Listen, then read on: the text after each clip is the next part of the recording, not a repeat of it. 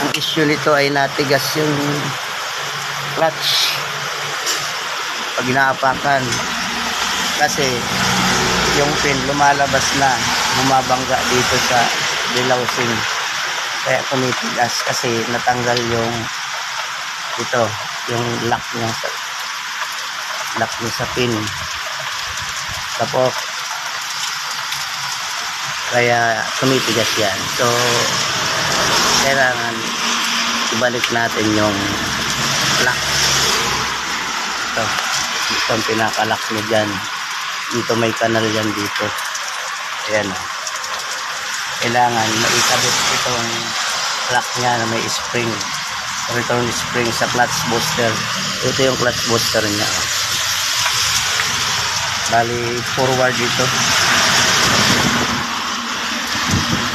Forward na track. Ayan. So huwag na problema yung rider kasi nga tumitigas yung clutch niya pag inaapakan. Talagang titigas ito kasi lumalabas na kasi yung pin niya, sumasaya dito sa housing, bumabangga. Pag-apak ng clutch, tutulak itong push rod sa booster, kakalang naman itong pin niya dito sa housing. So talagang titigas yung clutch pedal. So aayusin na rin to, kakabit ko itong lock niya. So matigas ito, tatakin ko lang ito para maipasok dyan sa kanyang pin.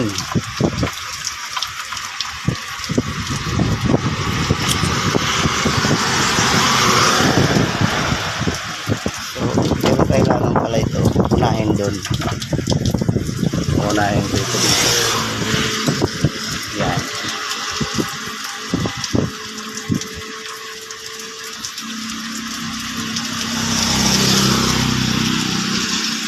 Sasabit ko itong spring.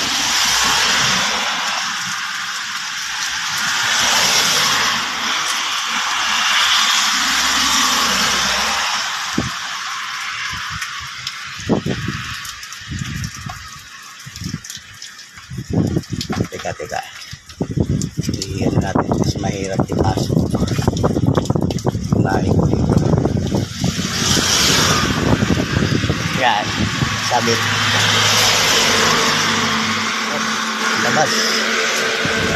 Dali. Wala kasing tagahawak ng camera natin. Ayan. Pumasok na. Okay. May kabit ko na. Boss, wag mo panda rin. Apakan mo lang clutch. Apakan mo lang ang clutch. Wag panda rin. Wag mo panda rin. Clutch lang, apak. O, clutch lang. O, bitaw. Apak. Bitaw. Apak. Ayun, malayo na. Hindi na nakatama yung pin sa ilaw. Bitaw. Apak. Bitaw. Apak. Bitaw. Ano, malambot na? Okay. Okay na raw. Malambot na yung clutch. Yun lang ang naging problema niya. Yung lock pin umatras. So maraming salamat sa panonood.